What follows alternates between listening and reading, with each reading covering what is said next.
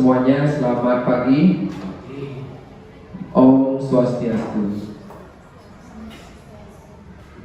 Jadi terima kasih saya ucapkan kepada teman-teman semuanya yang sudah berkenan hadir pada hari ini, karena pada hari ini akan dilaksanakan aksi nyata budaya positif oleh rekan-rekan Bapak Ibu yang ada di SD Negeri 1 Ubud ini, ya. Beliau adalah calon guru penggerak angkatan ke-7. Jadi nama beliau adalah Ibu Ide Ayu Ela Yohanita. Nah, jadi pada kesempatan yang baik ini, Ibu Dayu atau calon CGP akan mempresentasikan aksi nyata modul 1.4, yaitu mengenai budaya positif. Jadi Bapak Ibu semuanya diharapkan nanti menyimak dengan baik apa yang disampaikan oleh Ibu Dayu Ela selaku calon guru penggerak. Untuk itu, waktu saya berikan kepada Ibu Dayu Ela selaku calon guru penggerak. Silakan. Baik, terima kasih Bapak Dewa selaku moderator. Om Swastiastu. Tadi sudah diperkenalkan, saya Ida Ayu Ela Yohanita, calon guru penggerak angkatan ke-7 Kabupaten Gianyar. Yang saya hormati Bapak Ibu guru serta seluruh yang dapat hadir pada acara Diseminasi Penerapan Budaya Positif merupakan tugas aksi nyata saya dalam pendidikan guru penggerak, yaitu dalam modul 1.4, di mana diseminasi ini merupakan penerapan budaya positif di sekolah guna mewujudkan profil pelajar Pancasila. Bapak guru hebat di SD Negeri 1 Ubud ini, mari kita belajar bersama, berkolaborasi, serta saling mendukung dalam mewujudkan budaya positif di sekolah. Nah, apa itu yang dimaksud dengan budaya positif? Di mana yang dimaksud dengan budaya positif itu diantaranya perubahan paradigma belajar, kemudian disiplin positif, motivasi perilaku manusia, kebutuhan dasar manusia, 5 posisi kontrol, keyakinan perilaku, dan segitiga restitusi. Masih ingatkah Bapak Ibu dengan tujuan pendidikan menurut Ki Hajar Dewantara?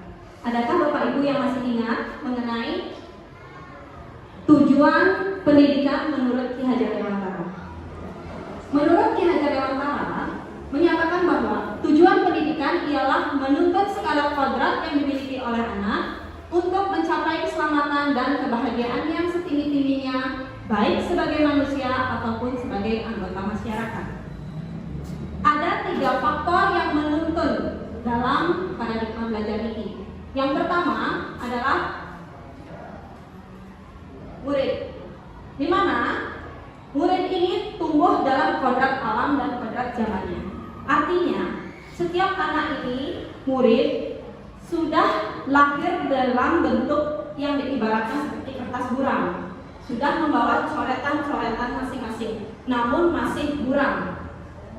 Di mana nanti guru yang bertugas untuk menuntun murid sesuai kodratnya. Tugas guru nanti adalah untuk menebalkan coretan-coretan yang ada pada anak, menuntun anak agar dia sesuai dengan kodrat alam dan kodrat zamannya.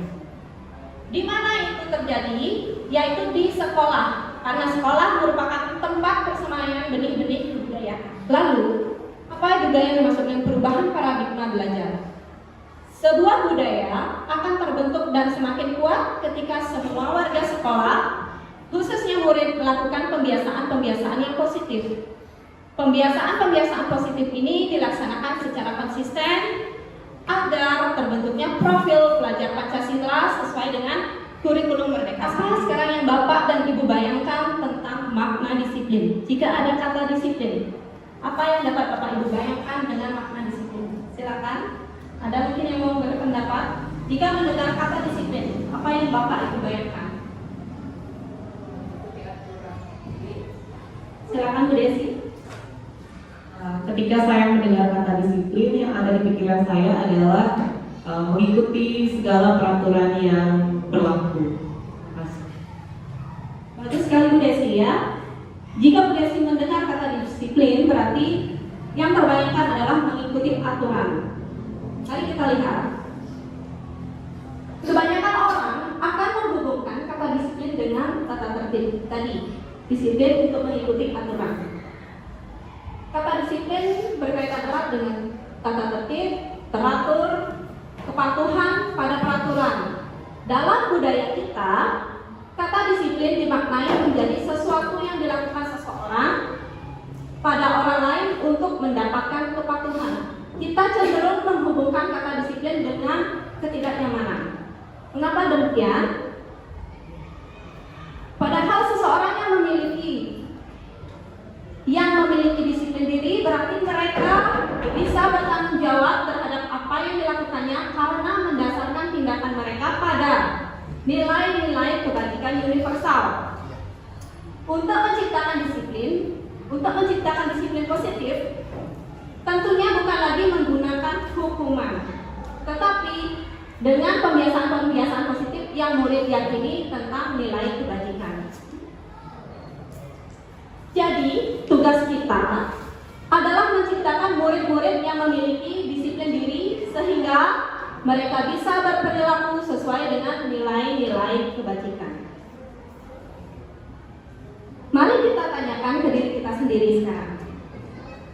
Bagaimana kita berperilaku? Mengapa kita melakukan segala sesuatu? Apakah kita melakukan karena adanya dorongan dari lingkungan atau adanya dorongan dari orang lain? Ya, silakan Bapak Ibu tanyakan sekarang ke diri kita sendiri, kenapa kita melakukan sesuatu? Apakah itu karena dorongan dari lingkungan atau dorongan dari orang lain, atau memang karena keinginan sendiri? Pernahkah Bapak Ibu melakukan sesuatu?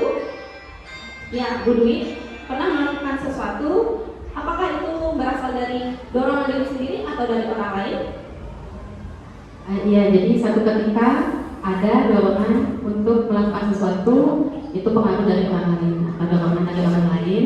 Kemudian ada juga ketika kita melakukan sesuatu memang karena dari dorongan diri sendiri.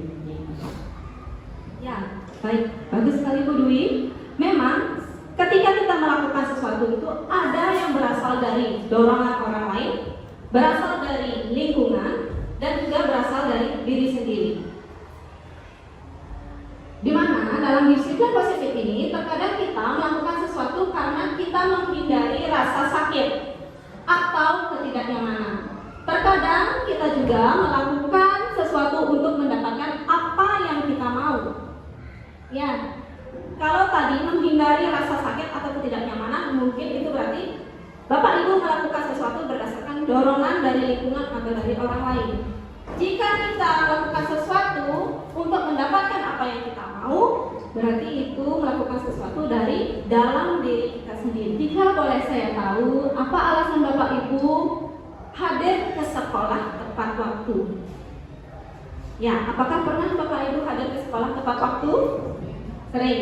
Ya, jika boleh sekarang saya tahu, apa alasan Bapak Ibu hadir ke sekolah tepat waktu?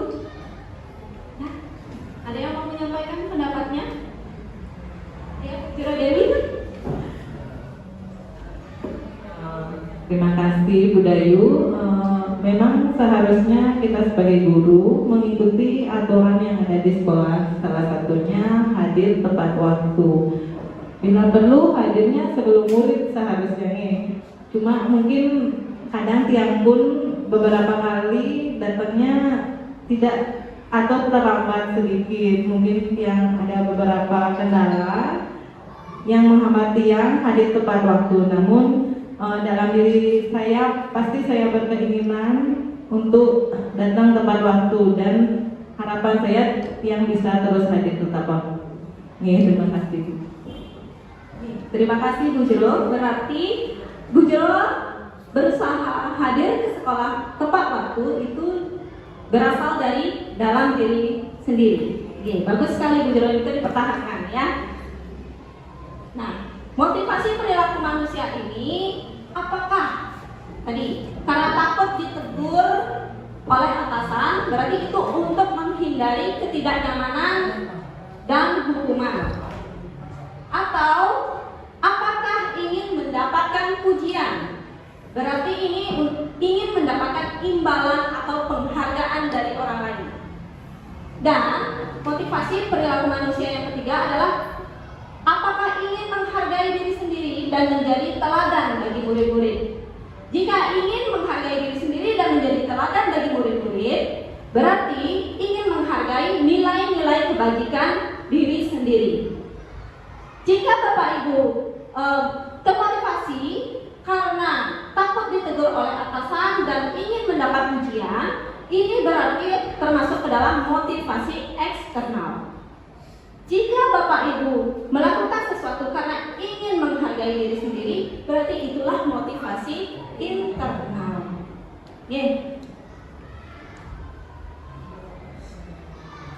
Menurut Diane Dawson dalam bukunya Restructuring Rescue Discipline menyatakan ada 3 motivasi perilaku manusia. Yang pertama, untuk menghindari ketidaknyamanan atau hukuman. Yang kedua, untuk mendapatkan imbalan atau menghargai atau penghargaan dari orang lain.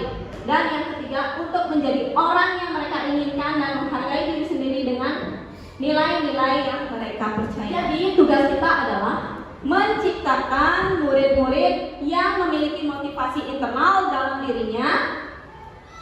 Murid akan berperilaku sesuai dengan nilai-nilai kebajikan karena keinginannya sendiri.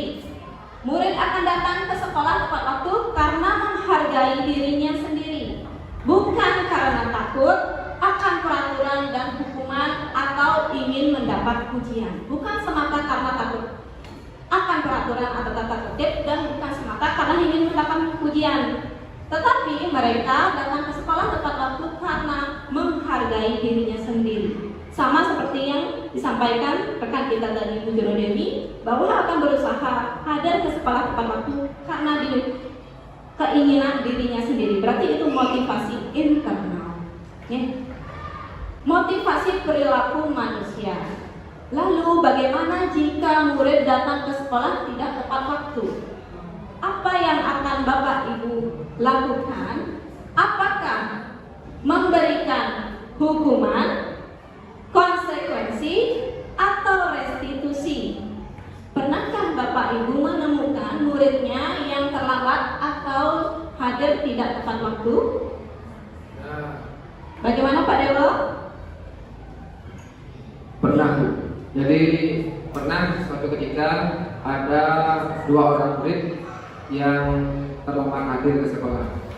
Setelah saya tanya, jadi kenapa terlambat?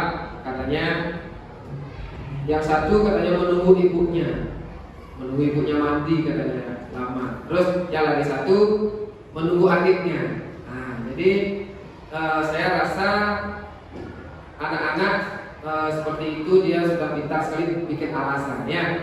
Jadi sudah bisa istilahnya apa namanya itu? Kalau bahasa gaulnya ngeles ya, belajar ngeles ya. Tapi tetap tiap tanya, dan kebetulan kemarin di BMM yang juga sempat membaca tentang restitusi itu ya, jadi saya belajar untuk mengatasi permasalahan itu melalui restitusi ya. Terima kasih Bu Dewi. Baik, terima kasih Pak Dewo, bagus sekali. Ternyata Pak Dewo sudah pernah menemukan masalah bahwa muridnya datang tidak tepat waktu.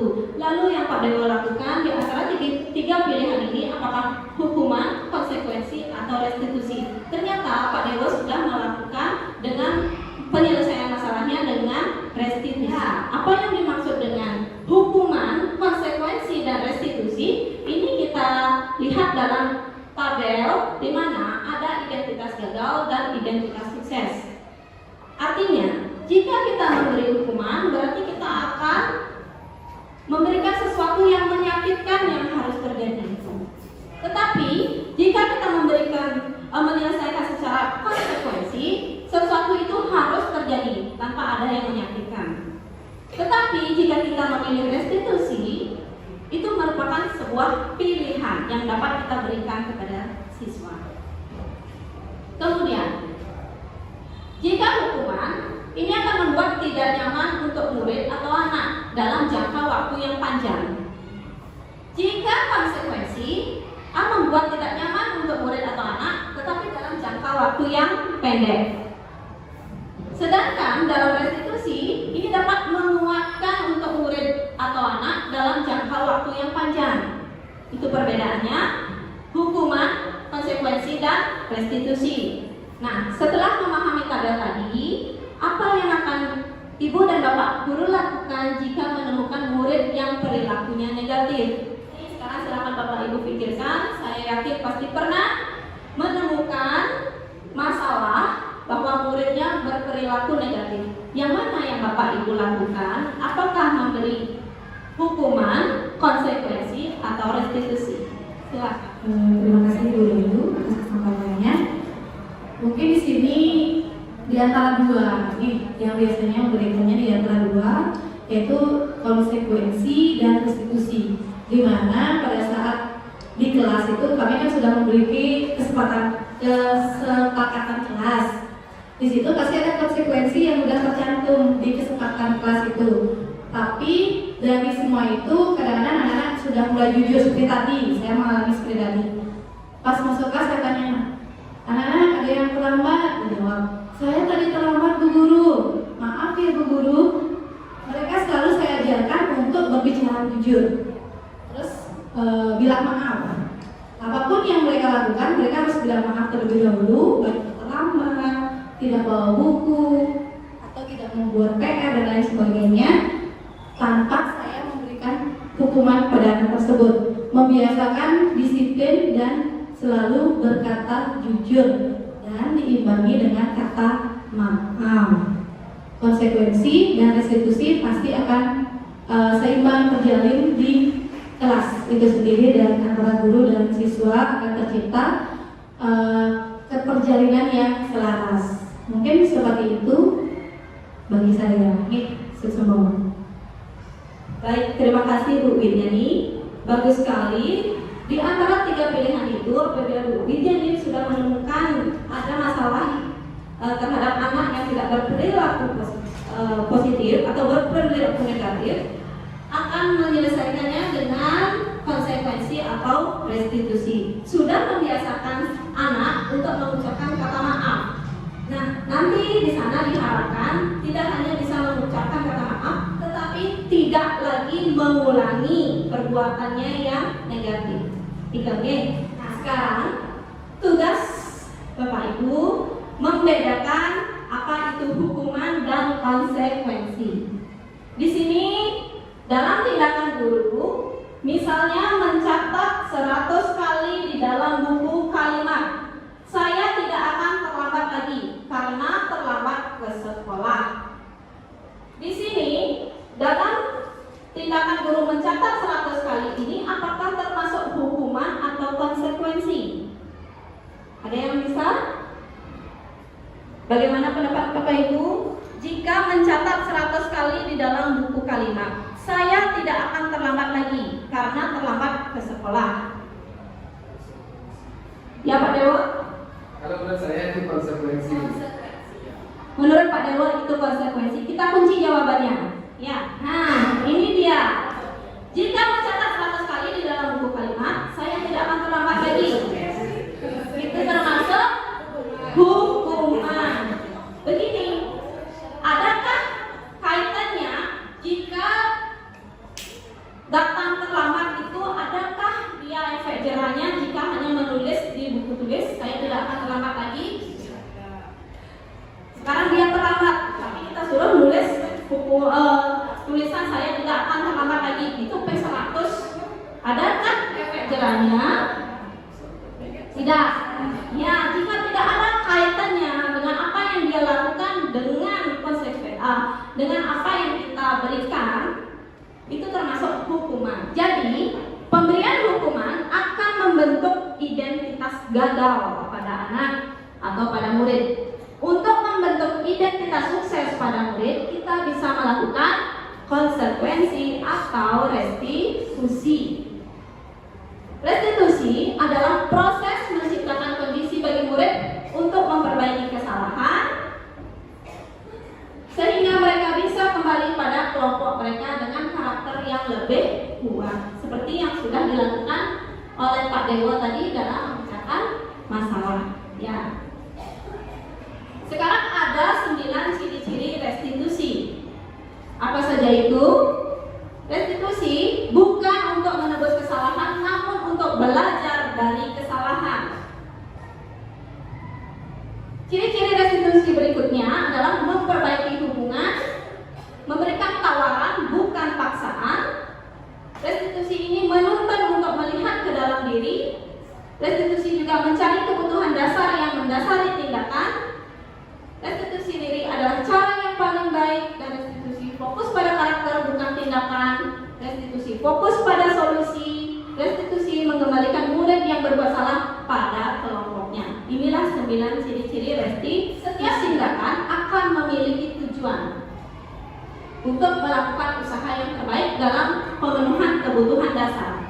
Ada 5 kebutuhan dasar manusia. Yang pertama adalah bertahan hidup atau survival, kasih sayang dan rasa diterima, love and belonging, kebebasan atau freedom, kesenangan, fun, penguasaan atau power. Saya berikan kasus lagi. Bimo, seorang anak TK B, selalu berlatih keluar kelas menuju jalan raya di depan sekolahnya yang ramai dengan kendaraan.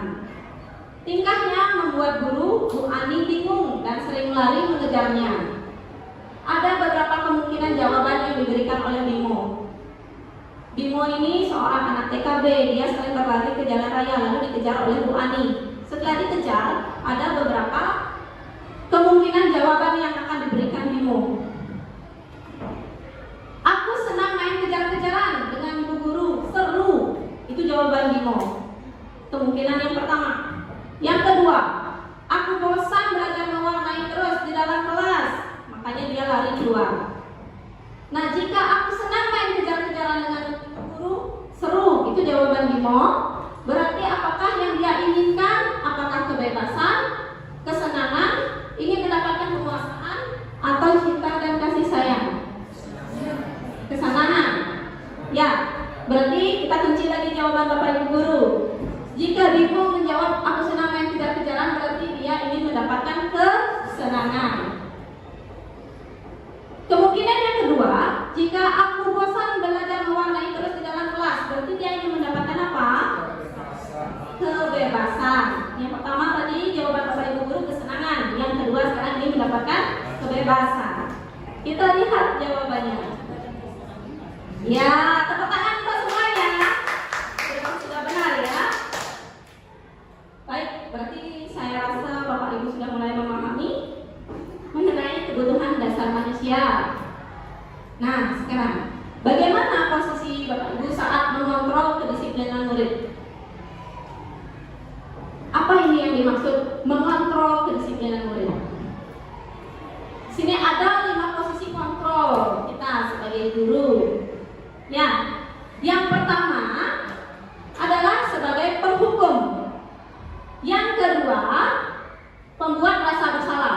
Yang ketiga, apakah kita sebagai teman dalam posisi kontrol ini, atau sebagai pemantau, atau sebagai 5 posisi kontrol. Jika kita sebagai penghukum akan membuat ketidaknyamanan dan rasa takut.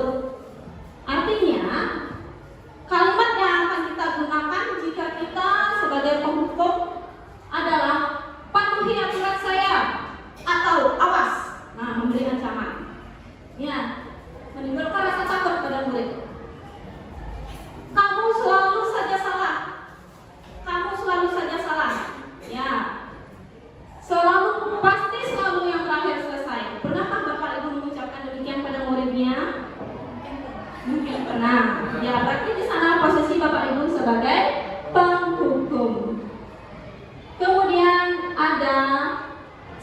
pembuat rasa bersalah.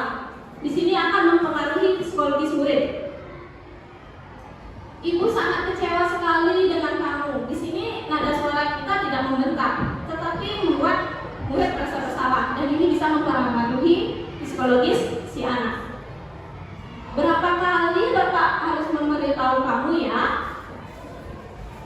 Gimana coba kalau orang tua kamu tahu kamu berbuat begini? Kita lembut, tetapi membuat si anak merasa bersalah. Pernahkah Bapak Ibu mengucapkannya? Oh pernah. Berarti di sana posisi Bapak Ibu sebagai pembuat rasa bersalah. Kemudian ada posisi kita sebagai teman. Apa saja sekiranya yang kita ucapkan jika kita sebagai teman? Ayo, bantulah demi Bapak ya. Kadang kita sambil merangkul ya. Ayo, bantulah demi Bapak ya. Atau, ayo, ingat tidak bantuan Bapak selama ini. Ya. Ya sudah, kali ini tidak apa-apa. Nanti Ibu bantu bereskan. Di sana posisi kita sebagai teman. Di sini sebagai teman kita mengontrol murid jadinya ya. Kalau kita sebagai posisinya sebagai pemantau, kita akan mengingatkan, tidak lagi mengontrol, tetapi mengingatkan. Peraturannya apa ya? Mengingatkan lagi. Seperti tadi di kelasnya Bu Wit sudah membuat keyakinan kelas. Jadi saat menyelesaikan masalah, diajak peraturannya apa ya? Kemudian apa yang telah kamu lakukan? Apa yang telah kamu lakukan? Pak Dewo juga tadi sudah menanyakan muridnya, kenapa terlambat? Kemudian sanksi atau konsekuensinya apa? Kalau sudah kita tahu apa yang kamu lakukan, lalu sanksi dan konsekuensinya apa? Itu mengingatkan murid. Di sana posisi kita sebagai pemantau. Dan yang terakhir posisinya manajer, sebagai posisinya sebagai mentor. Apa yang kita yakini?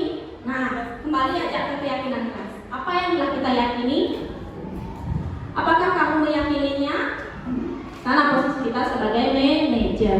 Di sini sekarang kembali, jika kita mengucapkan pada murid, saya kecewa sekali dengan kamu.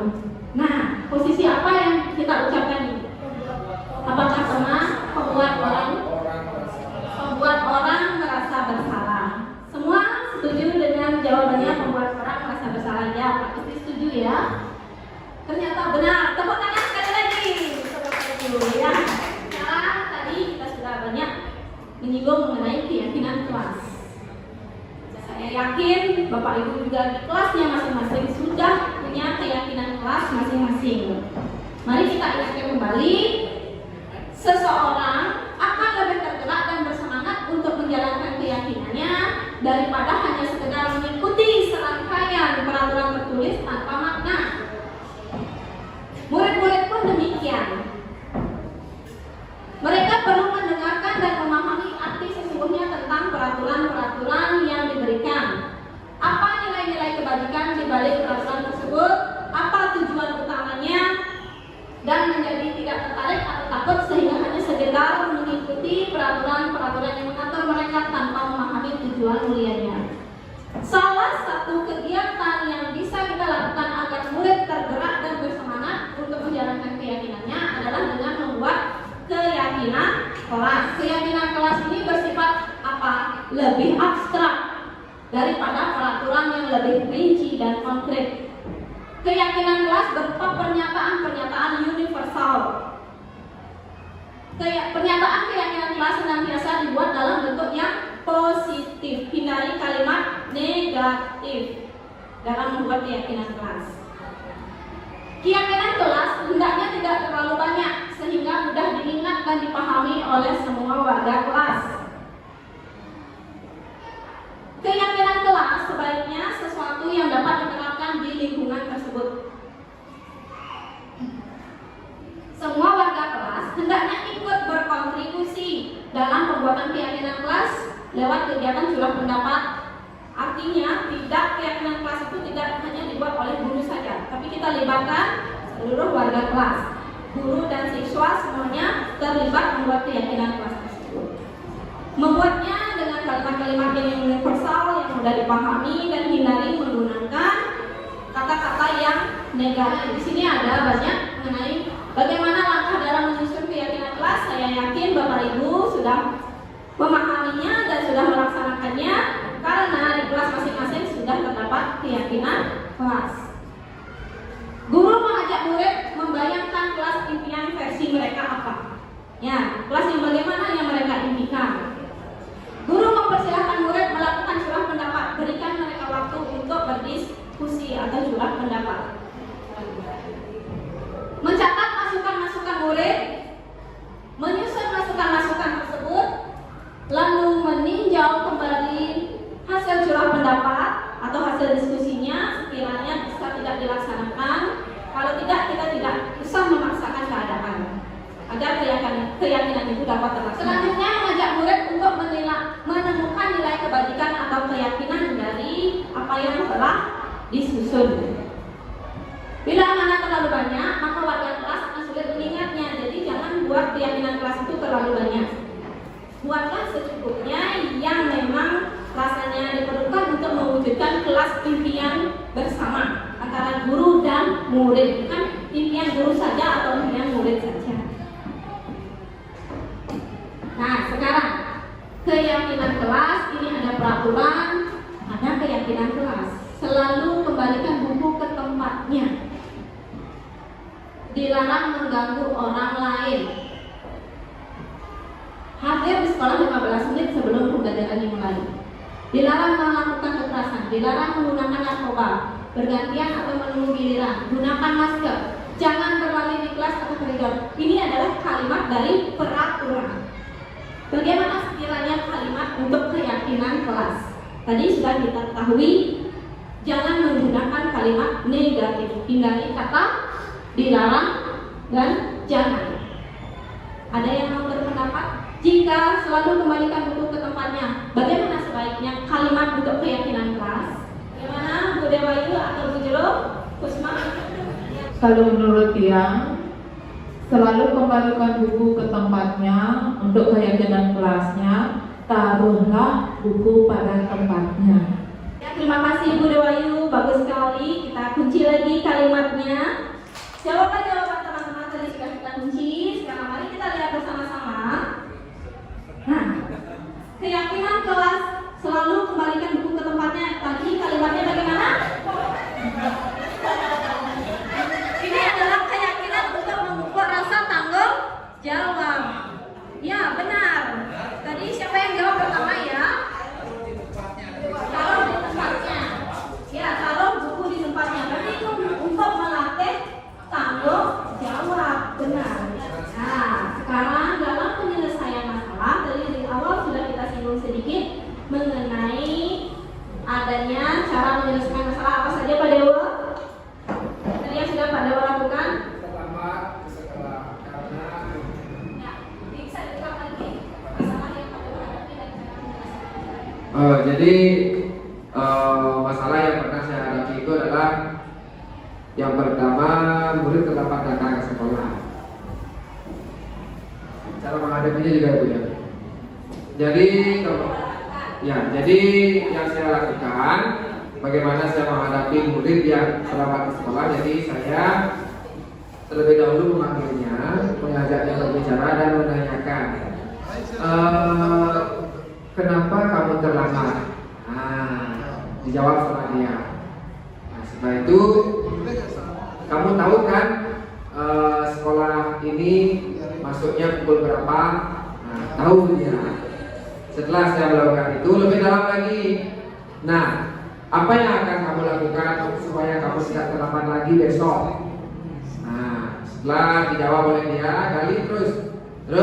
Setelah itu, nah, siapa yang bisa membantumu untuk bisa melakukan itu supaya kamu tidak terlambat lagi ke sekolah? Nah, jadi seperti itu.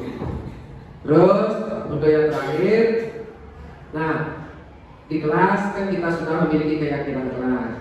Nah, keyakinan kelas itu kita buat bersama.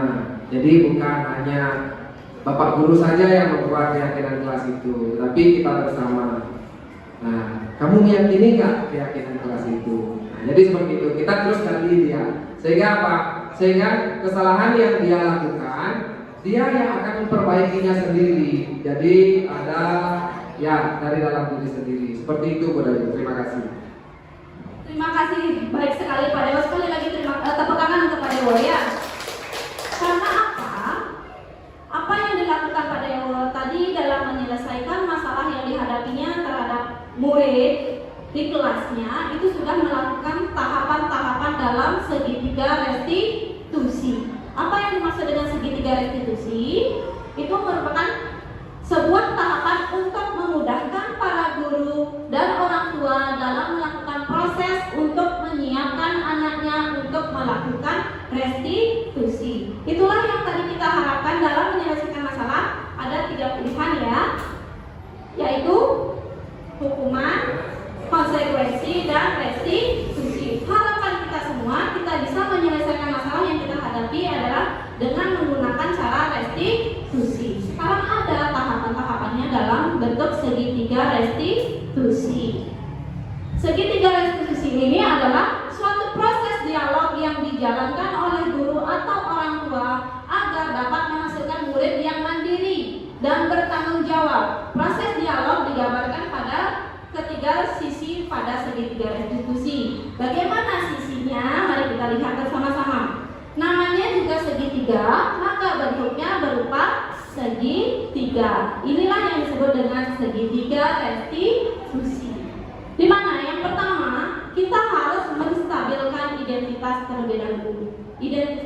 Menstabilkan identitas seperti yang sudah contoh disebutkan oleh Pak Dewa tadi. Ya, setiap orang itu pasti pernah melakukan kesalahan.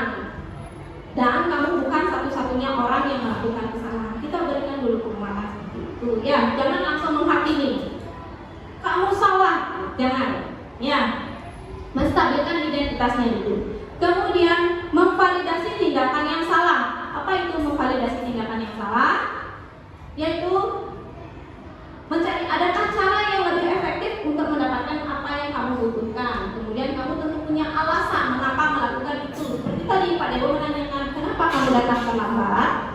Nah, itu sudah masuk ke dalam tahapan validasi dalam segitiga restitusi. Kemudian tahapan yang terakhir adalah menanyakan keyakinannya. Keyakinan kelas apa yang telah kita sepakati? Kamu ingin menjadi orang yang seperti apa? Seperti sekali lagi contoh dari Pak Dewo tadi, di kelasnya sudah memiliki keyakinan kelas. Betul Pak Dewo? Jadi tahapan berikutnya Pak Dewo menanyakan, apakah kamu meyakini keyakinan kelas kita itu? Ya, kalau kita meyakini, berarti kita sebaiknya tidak melanggar. Ya, seperti itu yang disebut dengan segitiga restitusi. Nah, di sini pun saya juga memiliki pengalaman di kelas saya dalam menerapkan budaya positif dalam membuat keyakinan kelas dan segitiga restitusi. Saya yakin Bapak Ibu guru di SD Negeri 1 Ubud juga mempunyai banyak pengalaman yang akan selalu kita kenang dalam membuat keyakinan kelas dan membentuk budaya positif di kelas Bapak Ibu masing-masing.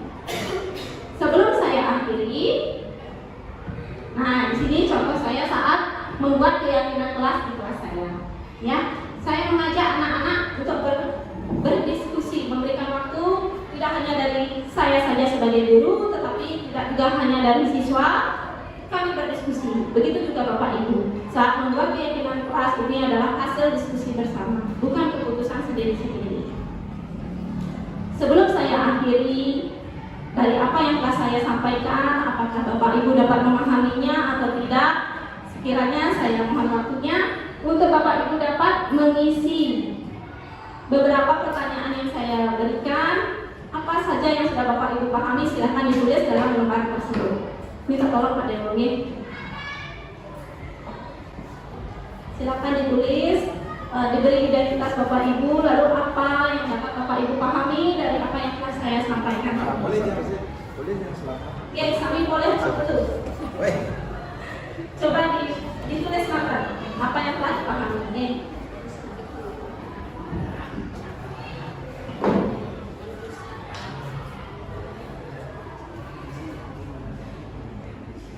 Terima kasih Pak Dewo.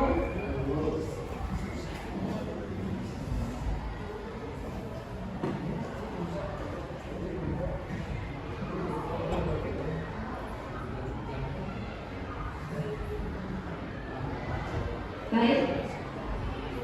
Menurut Ki Hajar Dewantara, sembari Bapak Ibu menuliskan pendapatnya, menurut Ki Hajar Dewantara, apapun yang diperbuat seseorang itu hendaknya dapat bermanfaat bagi dirinya sendiri, bermanfaat bagi bangsanya dan bermanfaat bagi manusia di dunia. Ya, menurut Ki Hajar Dewantara, apapun yang diperbuat seseorang itu hendaknya bermanfaat bagi dirinya sendiri, bermanfaat bagi orang lain, dan juga bermanfaat bagi bangsanya dan bermanfaat bagi manusia di dunia.